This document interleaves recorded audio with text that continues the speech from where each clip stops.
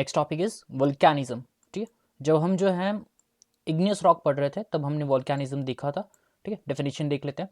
Sudden eruption of hot magma gases, ash and other material from inside the surface to earth surface. ठीक है, तो क्या होता है कि आपका जो वोल्केनो है, मतलब क्या होता है कि यहाँ से जो है एक ज्वालामुखी जो है जिसे कहते हैं, ठीक है, तो ये सडन इरप्शन होता है, हॉट मैग्मा गैसेस बाहर, मतलब हॉट गैसेस बाहर पड़ते हैं, मैग्मा फ्लो होता है, ऐश, ठीक है, ऐश ये सब बाहर निकलता है, ठीक है, फ्रॉम इनसाइड द अर्थ। ठीक है, इनसाइड द अर्थ जो है वहां से निकल के वो बाहर आता है टू इट्स सरफेस, उसको कहते हैं वोल्केनिज्म। ठीक है, so the types of volcanoes कौन से वो देख लेते हैं। First is the active which erupts frequently, example Mauna Loa Hawaii, Etna Sicily and Vesuvius Italy and Stromboli Mediterranean sea. ठीक है, एक्टिव मतलब वो हैं जो इरप्ट होते हैं, मतलब ये जो है लावा जो बाहर आता है वो फ्रीक्वेंटली बाहर आता है, उसे कहते हैं एक्टिव वोल्केनो।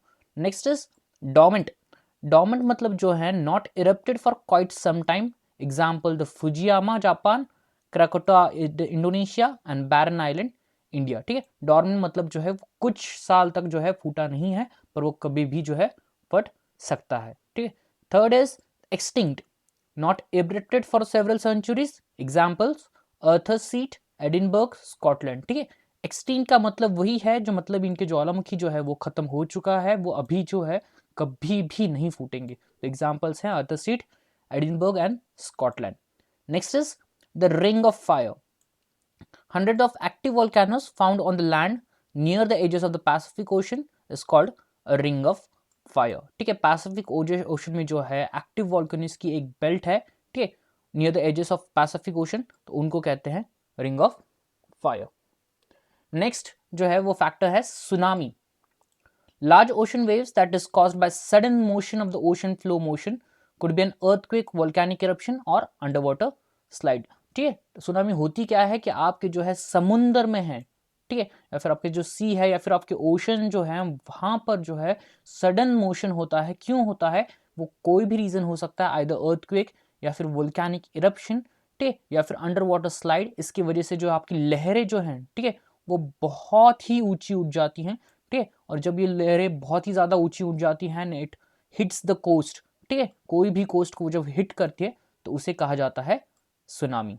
ठीक है, next is landforms.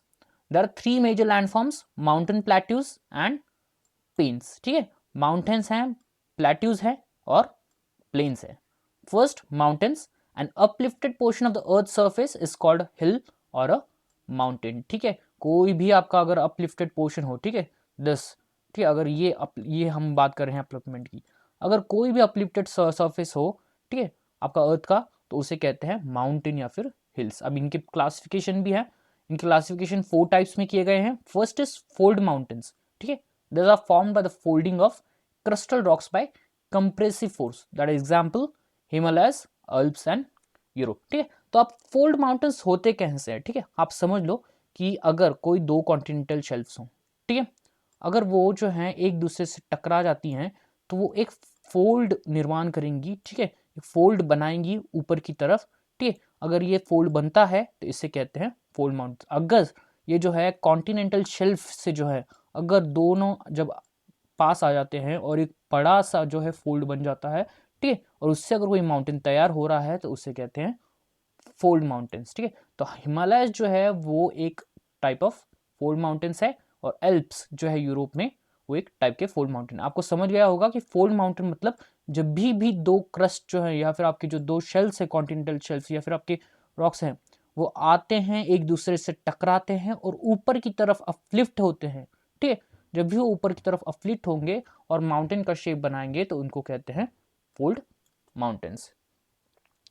Next is the block mountains. When great blocks of the earth crust are raised or lowered during the last stage of mountain building rock, mountains are formed. Example, the Vosges in France, Black Forest and mountains in Germany। ठीक है, तो block mountains मतलब क्या है, कोई भी आपका अगर प्लेन हो, ठीक है, वहां से आपका जो है एक जो चीज, मतलब कोई भी ब्लॉक हो अगर अर्थ का क्रस्ट का, वो नीचे चले जाए, ठीक है, तो आपका जो ये समझो अगर आपके ये जो ब्लॉक ऑफ अर्थ है, ठीक है, अर्थ क्रस्ट है, और आपके जो है ये दो चीज़ें, मतलब ये दो ब्लॉक्स आपके नीचे चले जाएं, तो फिर क्या होता है, ये जो भाग होता है वो ऊपर की तरह लगता है, ठीक है, या फिर जो है ये माउंटेन की तरह लगने लगता है, तो इनको कहते हैं ब्लॉक माउंटेन। मतलब जो है एक भाग जो है कोई भी आपका नीचे सरक जाए, ठीक है, जिससे एक भाग जो है आपका ऊपर की तरफ या फिर ऊपर जो है ऊंचा दिखे, तो उसे कहते हैं ब्लॉक माउंटेन्स। ना इसके कारण क्या हो सकते हैं, इसके कारण हो सकते हैं अर्थक्वेक्स जो, ठीक है, अर्थक्वेक्स की वजह से नॉर्मली ब्लॉक माउंटेन जो है वो आपके फॉर्म होते हैं। Next is the volcanic mountains. This are formed by the matter thrown out from the volcanoes and are also known as mountains of accumulation. Example, Mount Mauna Loa in Hawaii and Mount Popa in Myanmar. ठीक है, volcanoes mountains मतलब क्या है, जो आपका volcano है, ठीक है, फॉर एग्जांपल आपका जो मोल्टन मैग्मा जो है वो बाहर पड़ रहा है, ठीक है, तो ये जो है मोल्टन मैग्मा वो बाहर पड़ के कभी भी सॉलिफाई होता है, ठीक है, और ये एक्यूमुलेट होते ही जा रहा है, ठीक है, जब ये होते जा रहा है तो मतलब थोड़ी मतलब बहुत सालों बाद जब ये सॉलिडिफाई हो जाएगा कि ये एक वोल्केनिक माउंटेन का शेप ले लेगा, ठीक है, तो ये दोनों भी तरफ से होता है कि आइदर ये जो है कि अपने साइड में ही डिपॉजिट करे, या फिर अगर वो मोल्टन मामा जो है फट के, ठीक है, बाहर कहीं तो गिरता है, ठीक है, अगर समझो ये बहुत ही दूर तक गिरता है और यहाँ पर एक्यूमुलेट हो जाता है, तो यहाँ पर जो माउंटेन बनेगा उसे कहते हैं volcanic mountains. Next is residual और डाइसेक्टेड माउंटेन्स, ठीक है, they are known as relict mountains और mountains of circumdentation. They owe their present from erosion by different agencies. Example, Nilgiris, Girnar and Rajmahal. ठीक है, डाइसेक्टेड या फिर रेसिडुअल माउंटेन्स क्या है, मतलब जो पहले माउंटेन्स हैं, ठीक है, इसका इरोजन हुआ, वेदरिंग हुआ, हमने देखा था वेदरिंग मतलब क्या है, ठीक है, जब ये वेदरिंग होते होते हैं जो हैं वो छोटे बन जाते हैं, ठीक है, तो उनको कहते हैं रेसिडुअल और डाइसेक्टेड माउंटेन्स, ठीक है, तो उनका एग्जाम्पल है नीलगिरीज, गिरनार एंड राजमहल। ठीक है, आपको पूछेंगे major mountain ranges of the world, बहुत ही कॉमन क्वेश्चन है मैच द फॉलोइंग के लिए आपके लिए, ठीक है, आपको नॉर्मली क्या पूछेंगे, आपको सिर्फ रेंजेस, ठीक है, और उनकी लोकेशन पूछेंगे, आपके जो लेंथ है वो कभी भी आपको शायद ही पूछे, हालांकि अभी तक जो है रेंजेस लेंथ पूछी गई नहीं है, ठीक है, तो एंडीज जो है वो साउथ अमेरिका में है, Himalayas, Karakoram and Asia, Hindukush South Central Asia में है, रॉकीज नॉर्थ अमेरिका में है, Great Dividing Range east Australia में, Atlas north west Africa, Western Ghats western India में है, कॉकासस यूरोप, अलास्का यूएसए में, अल्प्स हैं यूरोप में। ठीक है, मेजर माउंटेन पीक्स, ठीक है, माउंटेन पीक्स हम मेजर वाले कौन से हैं वो देख लेते हैं। First is mount Everest, highest in the world, Nepal Tibet location पे है, ये बॉर्डर पे है, ठीक है। K2 गॉडविन ऑस्टिन जिसे कहते हैं, ठीक है, ये इंडिया के पीओ के रीजन मतलब पाकिस्तान ऑक्यूपाइड कश्मीर के रीजन में है। धौलागिरी, ठीक है, जो नेपाल में है, अन्नपूर्णा जो नेपाल में है, गुरुलमंदाता तिब्बत, तिरिचमीर जो पाकिस्तान में है, एकिनगोआ अर्जेंटीना में, कोटोपैक्सी इक्वाडोर और किलिमंजारो तंजानिया। ठीक है, ये major mountain peaks of the world हैं with their heights. Plateaus, plateaus are flat table like upland areas with rough top surface and steep side walls. ठीक है, आपके जो है समझो ये प्लेन एरियाज हैं, ठीक है, कोई ना कहीं तो जो है ऊपर नीचे हो जाता है, ठीक है, मतलब या फिर आपका जो है बढ़ाव जो आ जाता है लैंड को, उसको कहते हैं कि आपका प्लेट्यू रीजन है। ठीक है, मतलब आपका प्लेन रीजन हो और वहीं पे कोई जो उभार जो आ जाता है उसे कहते हैं प्लेट्यू, उसे कहते हैं rough tough surface and steep side walls, उनको कहते हैं प्लेट्यू। तो एग्जाम्पल जिनके बहुत एग्जाम्पल टिबेटियन प्लेट्यू है, ठीक है, जो आपके टिबेट में है, डेक्कन प्लेट्यू है हमारे इंडिया जो महाराष्ट्र के रीजन है, अरेबियन प्लेट्यू है, ठीक है। प्लेन्स वो रहते हैं relatively low flying and flat land surface with least difference between its height and lowest point is called plains. ठीक है, मतलब अगर आपके जो प्लेन्स हैं मतलब जो है आपके हाईएस्ट और लोएस्ट पॉइंट्स में लीस्ट डिफरेंस होता है, यहाँ पर कोई उभार नहीं होता, बड़ा सा उभार नहीं होता, नॉर्मल से जो रहते हैं, ठीक है, उसे कहते हैं प्लेन्स। जो प्लेट्यूज हैं नॉर्मली आपको जो है मतलब पेनिनसुला, ठीक है, या फिर आपके जो इनलैंड रहते हैं वहां पर आपको प्लेट्यूज देखने मिल जाए। लैंडलॉक कंट्री जो है नॉर्मली, ठीक है, वहां पर आपके प्लेट्यू रीजन्स हो जाते हैं।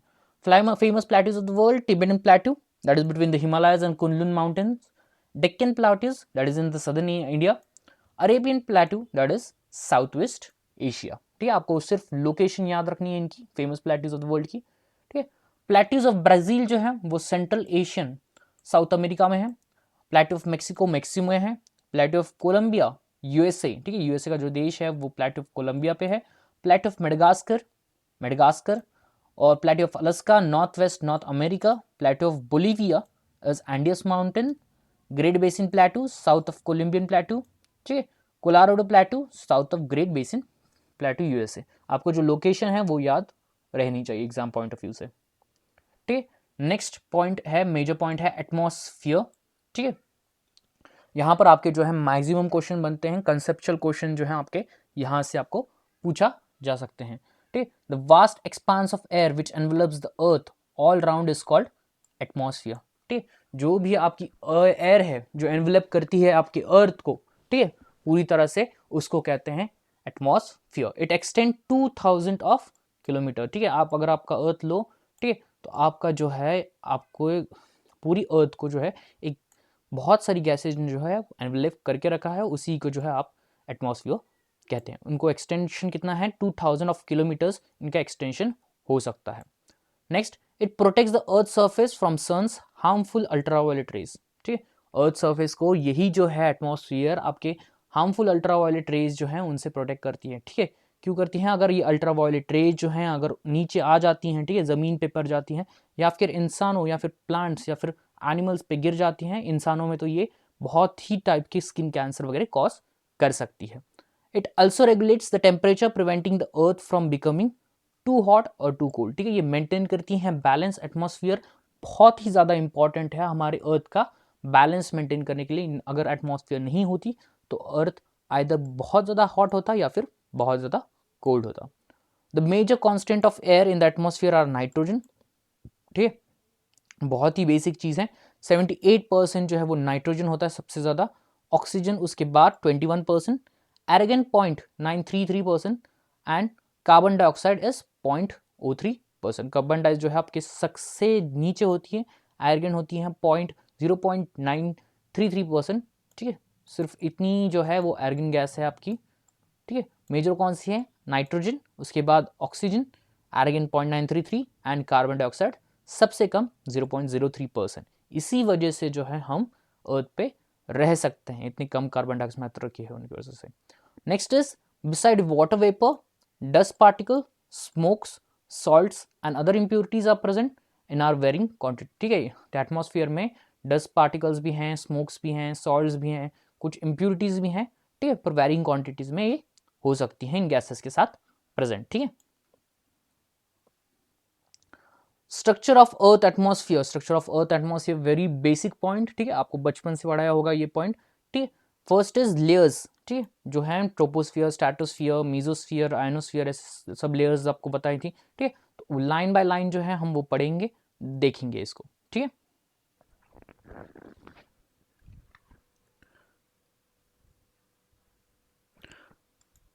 लाइन बाय लाइन देखते हैं। फर्स्ट इज ट्रोपोस्फियर, जिसकी हाइट जो है 0 to 18 किलोमीटर होती है, मतलब आपकी जो सरफेस है वहां से लेकर 18 किलोमीटर ऊपर तक जो है ट्रोपोस्फियर एक्सटेंड करता है, ठीक है। Contains 75% of the gases in the atmosphere, as height increases the temperature decreases, ठीक है। 75% जो है गैसेस जो है पूरी एटमॉस्फियर में, वो ट्रोपोस्फियर में 75% उसका हिस्सा ट्रोपोस्फियर में रहता है।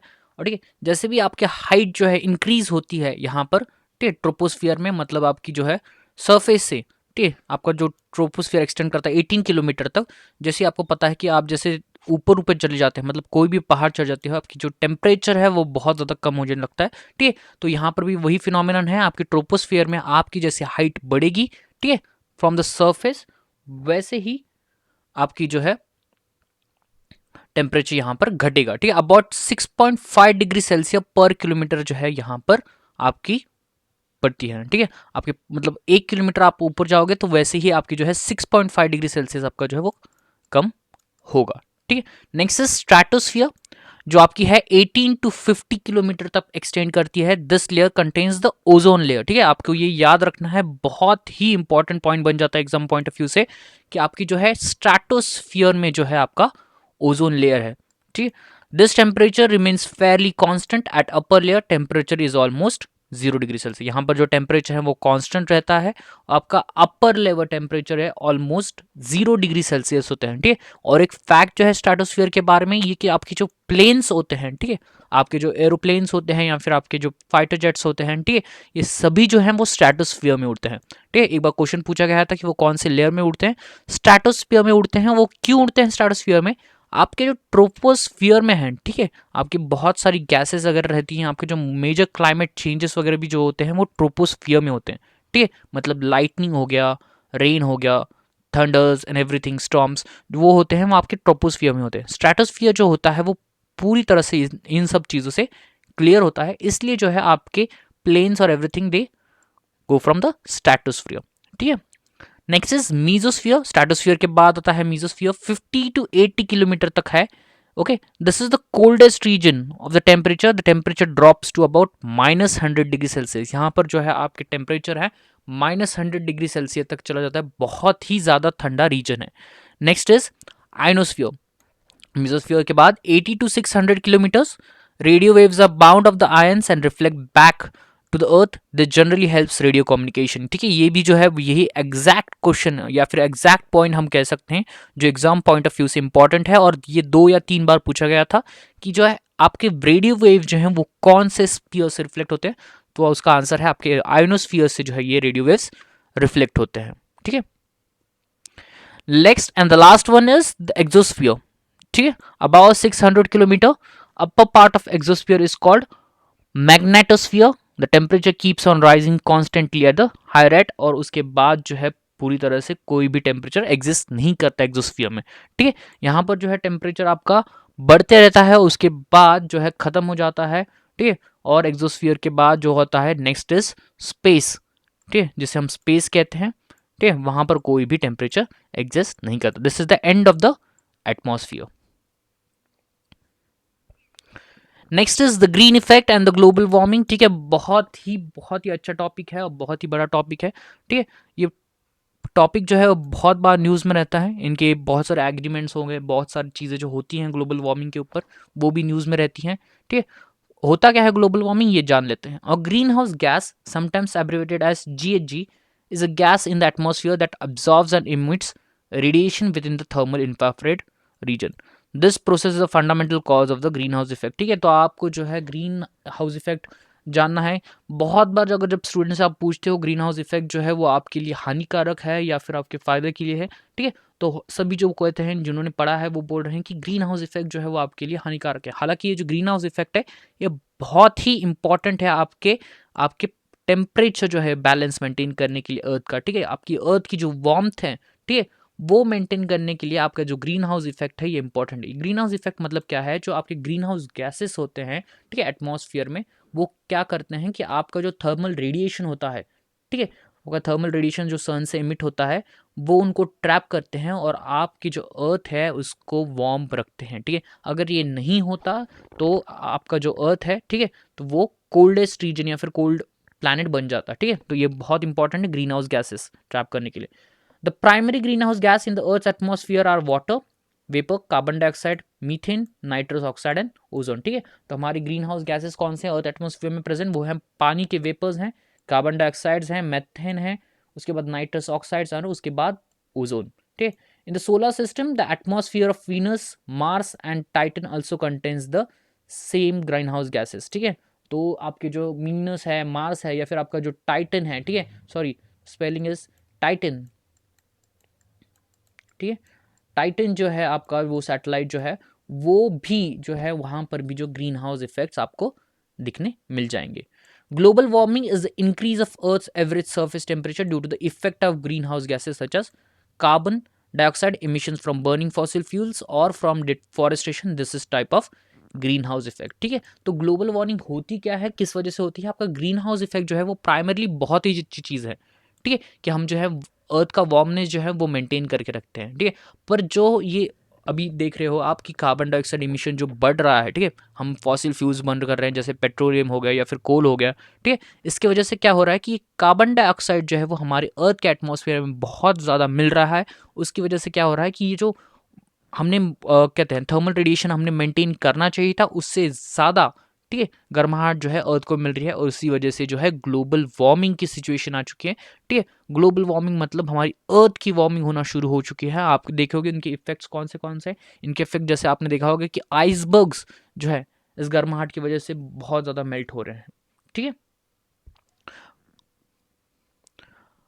नेक्स्ट टॉपिक जो है वो प्रेशर सिस्टम ऑफ अर्थ है। ठीक है, द प्रेशर एग्जिस्ट, देख लेते हैं कि क्या है इसकी definition. The pressure exist exerted by the atmosphere due to its weight about a unit area on the earth surface is called atmospheric pressure. It is measured by mercury barometer. ठीक है, तो प्रेशर क्या है normally, ठीक है, आपका कोई भी जो है परपेंडिकुलर सरफेस अपॉन एरिया, ठीक है, आपका प्रेशर है, मतलब कोई भी जो आपका अपवर्ड फोर्स है, ठीक है, थ्रस्ट अपॉन एरिया जिसको कहते हैं उसको कहते हैं प्रेशर। ठीक है, मतलब आपका जो है वर्टिकल जो भी है, ठीक है, आपका जो अगर फोर्स लग रहा है किसी भी यूनिट पर यूनिट एरिया पे उसको कहते हैं प्रेशर। तो सेम वही प्रेशर अगर एटमॉस्फेयर एक्सटेंड करता है अर्थ सरफेस पे तो उसको कहते हैं एटमॉस्फेरिक प्रेशर। ठीक है, it is measured by mercury barometer. Mercury barometer से इसको मेजर किया जाता है। तो major pressure belts of the earth are equatorial low, sub tropical high, sub polar low and polar high. ठीक है, ये प्रेशर बेल्ट्स हैं अर्थ के। इक्वेटोरियल लो है, उसके बाद जो है सब ट्रॉपिकल हाइज हैं, सब पोलर लो है और पोलर हाई। ठीक है, आगे के लेक्चर में हम इनको बहुत ही अच्छी तरीके से देखेंगे। ठीक है, next is the winds. Due to the horizontal differences in air pressure, air flows from areas of high pressure to the areas of low pressure. Horizontal movement of the air is called wind. ठीक है, आपका जो है पता है normally जो आपकी air है वो आपकी हाई प्रेशर एरिया से लो प्रेशर एरिया में बहती है। ठीक है, और जो आपकी हॉरिजॉन्टल मूवमेंट है इसी एयर की, ठीक है, इसको कहते हैं आपकी विंड्स। ठीक है, इसी से जो है आपका विंड सिस्टम जो है आगे आता है टॉपिक्स। ठीक है, तो कौन से टाइप्स ऑफ विंड्स हैं। ठीक है, types of winds are given below. First is the planetary winds. ठीक है, the winds blowing throughout the year from one latitude to another in response to a latitudinal difference in air pressure are called planetary और prevailing winds. ठीक है, अब इसका मतलब क्या है, लैटिट्यूड्स का मतलब जो है आपकी हॉरिजॉन्टल लाइन जो है आपकी अर्थ सरफेस पे उनको कहते हैं लैटिट्यूड। ठीक है, अगर आपकी जो विंड है वो एक लैटिट्यूड से दूसरी लैटिट्यूड पे मूव हो रही है, ठीक है, एक लैटिट्यूड से दूसरी लैटिट्यूड पे जा रही है, तो लैटिट्यूडनल डिफरेंसेस की वजह से जो प्रेशर है with response to the latitudinal difference in air pressure उनको कहते हैं प्लैनेटरी विंड्स और प्रिवेलिंग विंड्स। मतलब जो भी विंड्स आपके लैटिट्यूडल डिफरेंस में बह रही है, ठीक है, उनको कहते हैं प्लैनेटरी विंड्स। अब planetary winds are divided into three type. They are called trade winds, east westerlies and the polar winds. ठीक है, तो हम देखते हैं एक एक डेफिनेशन क्या है ट्रेड विंड्स की। First, trade winds, they blow from the subtropical high pressure belt to equatorial low pressure belts in the tropics between 30 degree and 30 degree south latitudes। ठीक है, तो ये subtropical high pressure belt to equatorial low pressure belts जो है इन tropics पे बहती हैं 30 degree north और 30 डिग्री साउथ लैटिट्यूड। अब इसका मतलब क्या है, ठीक है, आपकी ट्रेड विंड्स का मतलब क्या है। अगर आप ये कंसिडर कर लो कि आपका अर्थ है और आपका जो इक्वेटोरियल बेल्ट है, ठीक है, इक्वेटोरियल लो प्रेशर बेल्ट, ठीक है, इक्वेटोरियल लो प्रेशर बेल्ट क्यों कहाँ गया है, ठीक है, तो आपको जो है इससे पहले जो है इसके पहले एक बात समझनी पड़ेगी, वो है कि टेम्परेचर और प्रेशर का रिलेशन क्या है। ठीक है, टेम्परेचर और प्रेशर का रिलेशन क्या है। ठीक है, what is the relation between the temperature and pressure. Temperature और प्रेशर कैसे रिलेशन होता है कि पहले जो आपका टेम्परेचर है, ठीक है,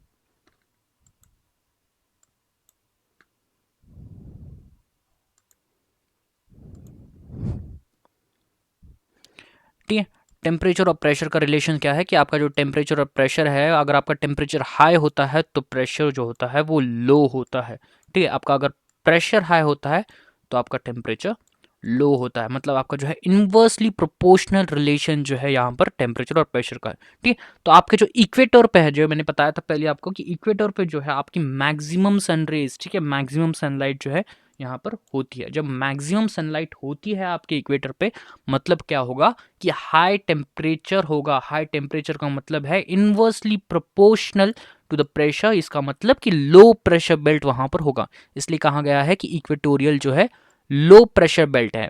ठीक है, और फिर बाद में ट्रॉपिक्स। ट्रॉपिक्स मतलब जो उसके ही ऊपर वाला भाग 30 डिग्री ऊपर और 30 डिग्री साउथ में, ठीक है, जो भाग होगा उनको कहते हैं ट्रॉपिक। ठीक है, तो वहां पर रिलेटिवली जो है वहां पर प्रेशर लो होगा, सॉरी हाई होगा, क्योंकि आपका जो टेम्परेचर है, सॉरी यहाँ पर जो प्रेशर हाई होगा, क्यों? क्योंकि यहाँ पर आपका जो टेम्परेचर है वो इक्वेटोर से कंपेयर करके बहुत ही लो होगा, ठीक है। सो आपका जो विंड्स हैं, ट्रेड विंड्स, वो होती हैं they blow from sub tropical high pressure belt to equatorial low pressure belt. मतलब जो आपके ट्रॉपिकल बेल्ट्स हैं, सब ट्रॉपिकल हाई प्रेशर बेल्ट, वहां से बह के वो इक्वेटोरियल पे आती हैं 30 डिग्री नॉर्थ और साउथ से, उनको कहते हैं trade winds.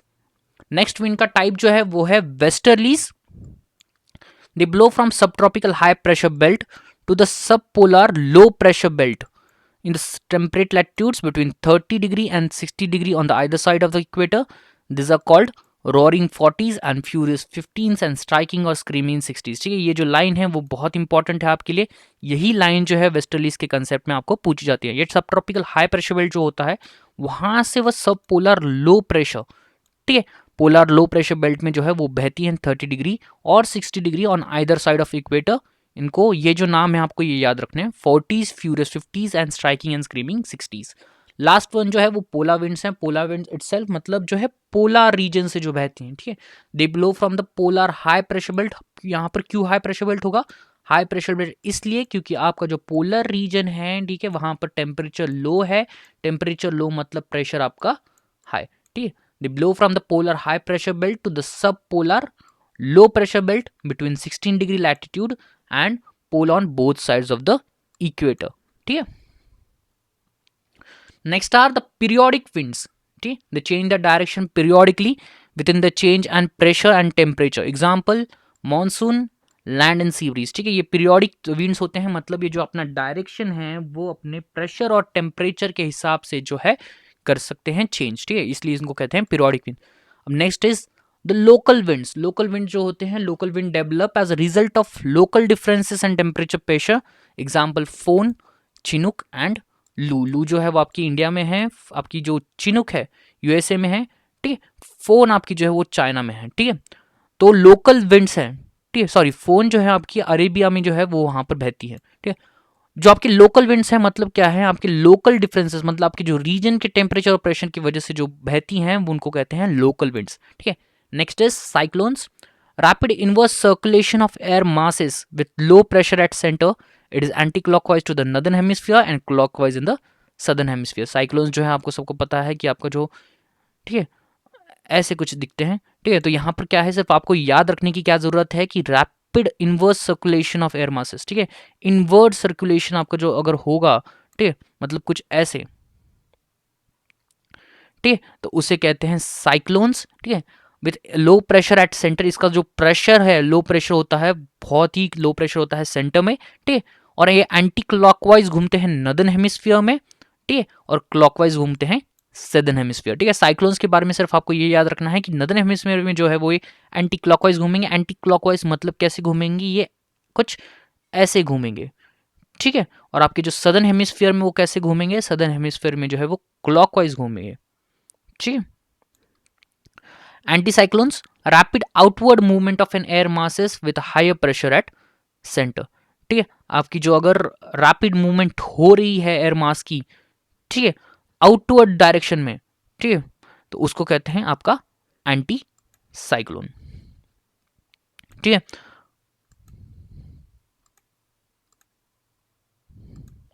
Next is the hurricane. This is also known as tropical cyclone और tropical storm. This is a disturbance about 650 kilometers across spinning around the central area of very low pressure with wind speed above 1 kilometer per hour, ठीक है। ये hurricane जो है वो tropical cyclones हैं, tropical storm है। Tropical cyclone, tropical storm मतलब tropical region of earth में जो है ये यहाँ पर एग्जिस्ट करते हैं ह्यूरिकेन्स, ठीक है। डिस्टर्बेंसेस क्रिएट करते हैं 650 किलोमीटर्स अक्रॉस स्पिनिंग, ठीक है, स्पिन करते हैं across the central area of very low pressure. उनका जो एरिया है सेंट्रल एरिया बहुत ही लो प्रेशर होता है, और विंड स्पीड जब होती है हरिकेन के वक्त वो बहुत ज़्यादा बढ़ जाती है, वो 140 किलोमीटर पर आवर्स तक बहती हैं, ठीक है। लिस्ट ऑफ लोकल विंड्स हैं, बहुत ही ज़्यादा इंपॉर्टेंट है आपके मैथ द फॉलोइंग में। ये 2 या 3 बार पूछी गई हैं, आपके 2016 और 2018 के क्वेश्चंस में भी पूछी गई हैं, ठीक है। चिनुक है, नेचर ऑफ विंड है, Rocky in Rockies also known as snow eater.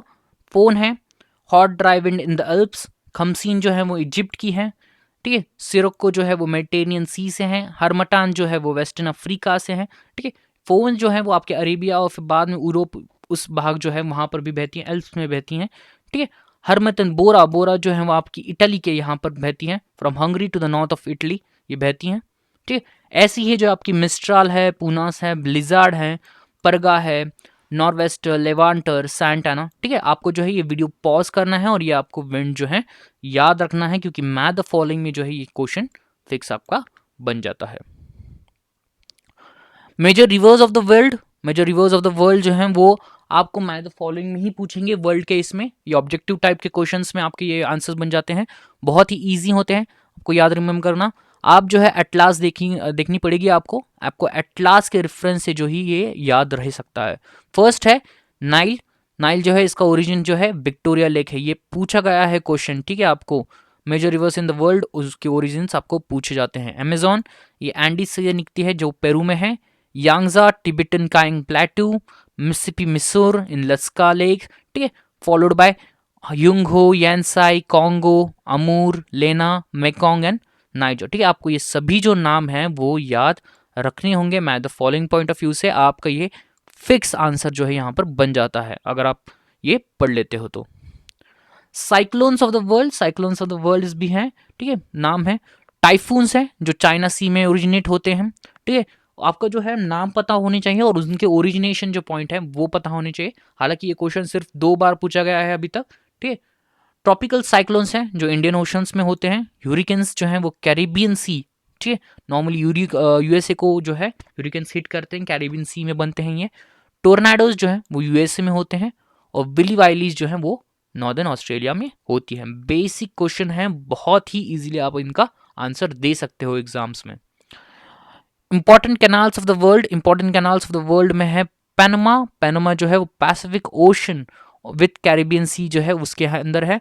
Suez, ठीक है। अब कैनाल्स क्या है, अगर आपकी जो रिवर बॉडी है या आपके जो लैंड मासेस हैं, ठीक है, कोई भी लैंड मासेस है और वहां पर जो है पानी बह रहा है, ठीक है, या फिर आपका जो ओशन है या फिर आपका सी का वाटर है, तो वो जो रीजन है जहां से ये पास हो सकते हैं, मतलब जो आपके शिप्स हैं, ठीक है, पास हो सकते हैं, उन्हें कहते हैं कैनाल्स, ठीक है। तो ये बहुत ही इंपॉर्टेंट कैनाल्स है पॉइंट ऑफ व्यू से, ट्रांसपोर्टेशन से पॉइंट ऑफ व्यू से बहुत ज़्यादा इंपॉर्टेंट है। तो जो पहला है वो पनामा है, बाद में सुएज है, एरी है जो Atlantic Ocean to Great Lakes तक है, कायल है North Sea to Baltic Sea तक, ठीक है।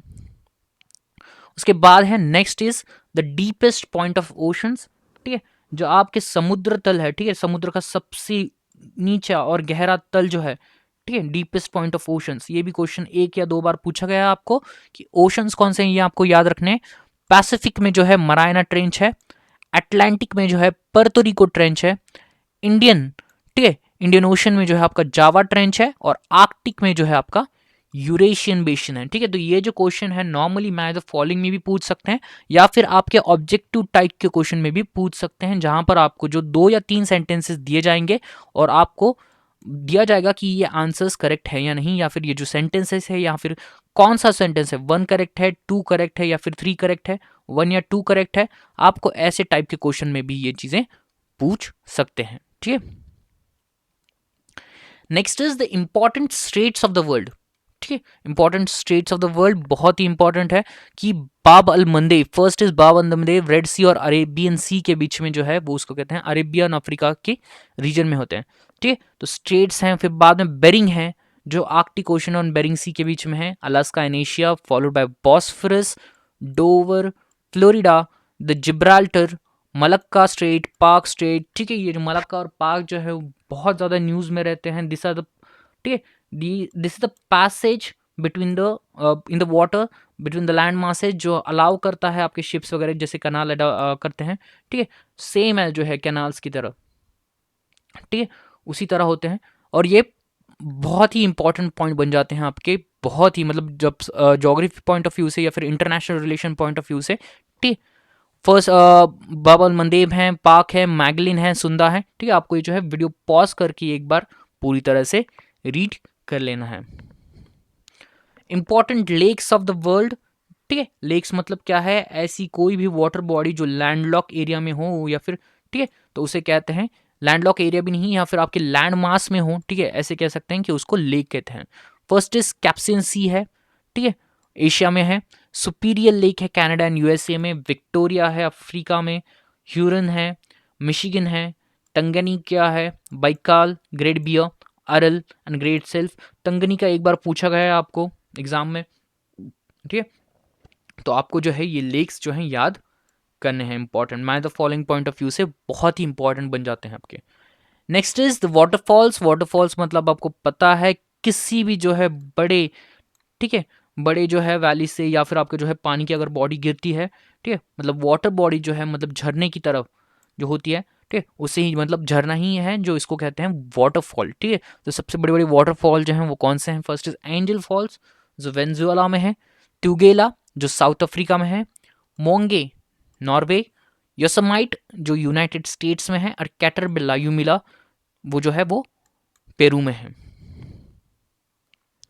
रिवर साइड सिटीज, ठीक है, मैंने आपको एक्सप्लेनेशन दिया था कि रिवर साइड सिटीज इंपॉर्टेंट क्यों हैं, ठीक है। आपकी जो प्रिमिटिव सिविलाइजेशंस हैं, एंशियंट सिविलाइजेशन जो है वो सभी जो है पानी की स्रोत के मतलब साइड में ही बसे हुए हैं। ऐसे ही जो है major cities of the world भी हैं जो पानी के स्रोत के साइड में ही बसी हुई हैं, तो वो जो है आपके लिए बहुत ज़्यादा इंपॉर्टेंट है, ठीक है। टाउन्स और उनकी रिवर्स कौन से नदी के साइड में वो बसे हुए हैं ये पता होना ही चाहिए आपको। अक्यब जैसे है, जैसे म्यांमार की, वो इरावड़ी नदी पर है। बगदाद इराक की, वो टिग्रिस नदी पर है। बसारा इराक की टिग्रिस एंड यूफ्रेट्स पे है। बेलग्राड दनूबे पे है। बर्लिन स्प्री पर है। ब्रिस्टॉल एवोन पर है। बुडापेस्ट जो है वो दनूबे नदी पर है। कायरो नाइल एंड कैंटन सीकियांग पे है, ठीक है। अल्टरनेटिवली एग्जाम्स में ये क्वेश्चन आपको पूछे गए हैं कि रिवर साइड सिटीज कौन सी है, ठीक है। फॉलोड बाय ग्लासगांव जो क्लाइड पे हैं। जमशेदपुर हैं, सुबर्ण रेखा पे हामबर्ग हैं। काबुल है, कराची है, खरतोम, लाहौर, लिस्बन, लंदन, लखनऊ, ठीक है। आपको याद क्या करना है कि आपको जो है important cities in the news एक साल पहले कोई भी अगर चल रही हो तो उनका तो आपको याद होना ही चाहिए कि वो कौन सी नदी पर है, क्योंकि वही क्वेश्चन जो है आपको सीडीएस और आपकी यूपीएससी एफकैट क्वेश्चन पूछेंगे आपको, ठीक है। बाकी भी नदियां हैं, न्यू ऑर्लियंस है, न्यूयॉर्क है, न्यू कैसल है, Philadelphia, Paris, Rome, Shanghai, Srinagar, Warsaw, Washington, Yangon, ठीक है। बहुत बड़ी लिस्ट है और याद रखने के लिए भी बहुत ही इजी है, ठीक है।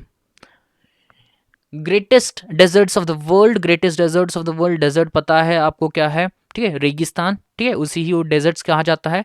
तो आपको पता होना चाहिए कि कौन से डेजर्ट्स हैं, क्या नाम है और उनका कंट्री कौन से हैं जहां पर ये डेजर्ट एग्जिस्ट करते हैं।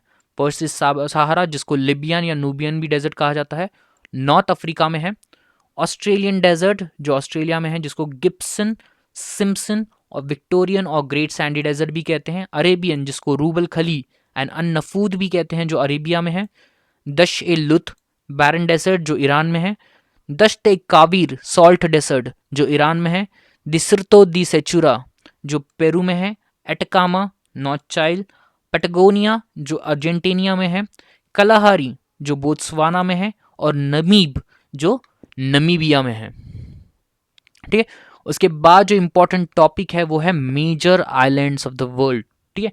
आपको जो है ये एरिया किलोमीटर स्क्वायर प्रति क्यूब जो है वो आपको याद रखने की ज़रूरत जो है वो नहीं है, क्योंकि आपको ये पूछा नहीं जाएगा। आपको सिर्फ इतना याद रखना है कि इनकी रैंक कौन सी है मेजर आइलैंड्स में, सबसे बड़ा वाला कौन सा है। पहला बड़ा वाला है ग्रीनलैंड, ठीक है, ग्रीनलैंड जो है वो डेनमार्क का है। न्यू गिनिया है, ठीक है, न्यू गिनिया इंडोनेशिया का है। बोर्नियो इंडोनेशिया का ही है। मैडागास्कर मैडागास्कर का है। Baffin island Canada.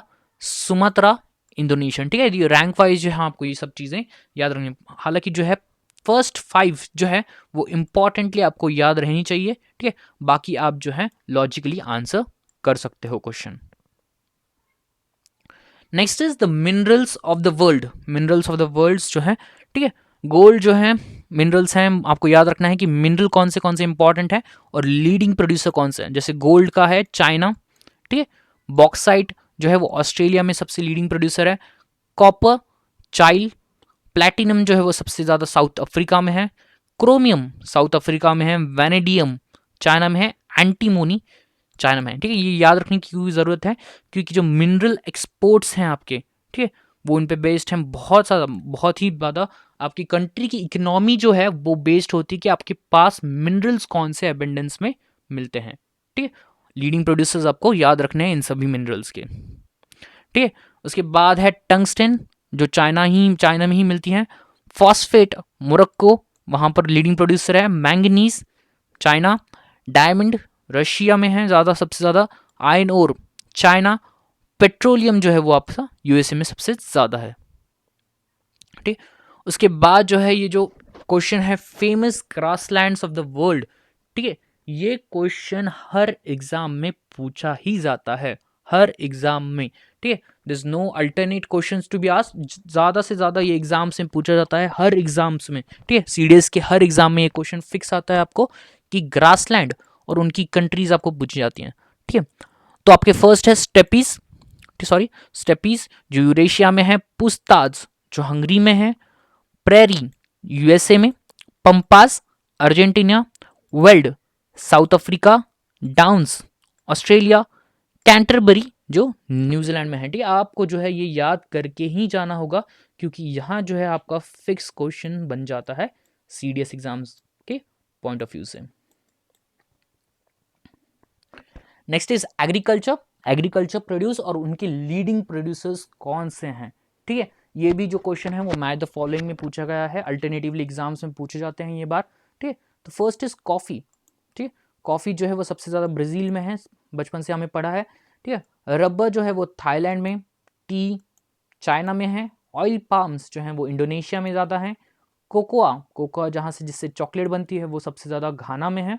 ठीक, आपने नाम सुना होगा, बहुत सारे एड्स में भी है, घानास कोकोआ ऐसे कहते हैं। कोकोनट इंडोनेशिया में सबसे ज़्यादा है। डेट पाम्स इजिप्ट में ज़्यादा है। कॉटन में लीडिंग प्रोड्यूसर है चाइना। व्हीट में चाइना ही है। मेज में यूएसए है। फ्रूट्स एंड वेजिटेबल्स में चाइना है। वुल में ऑस्ट्रेलिया है। राइस में चाइना है।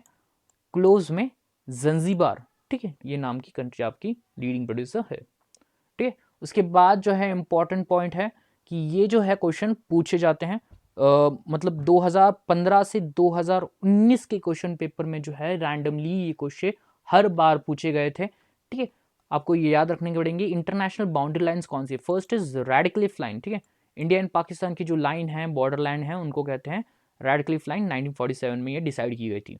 नेक्स्ट इज मैकमोहन लाइन, जो इंडो और चाइना की बाउंड्री लाइन है, उसको कहते हैं मैकमोहन लाइन, जो 1914 सी है।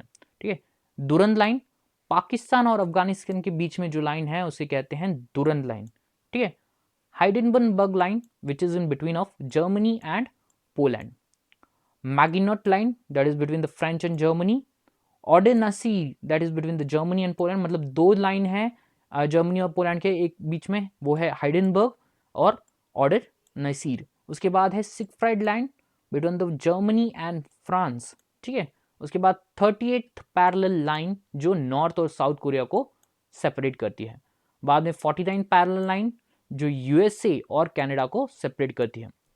24th parallel line Pakistan claim that is the boundary between the India and Pakistan in run of Kutch. ठीक है, रन ऑफ कच्छ का जो इलाका है आपका, उसमें जो है 24th पैरेलल लाइन रहती है। ठीक है, और पाकिस्तान क्लेम करती है कि ये बाउंड्री लाइन है between India and Pakistan.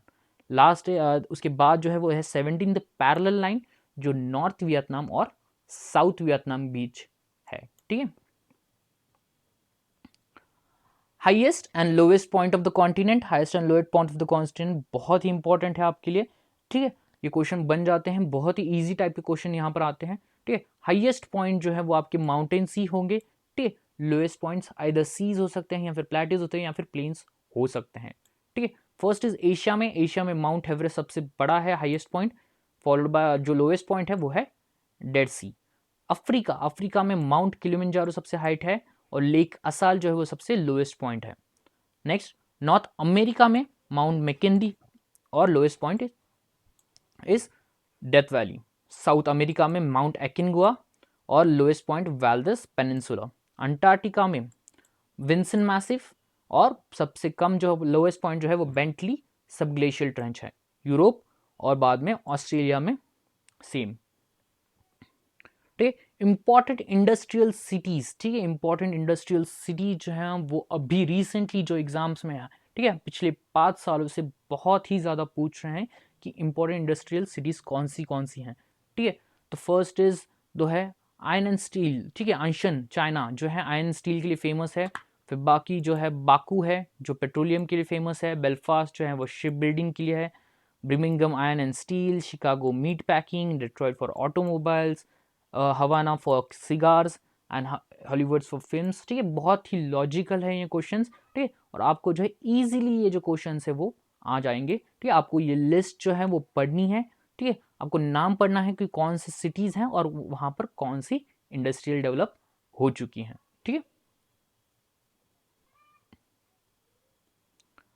so with this we end up our world geography, world physical and world and physical geography. Here it ends. Okay, thank you so much.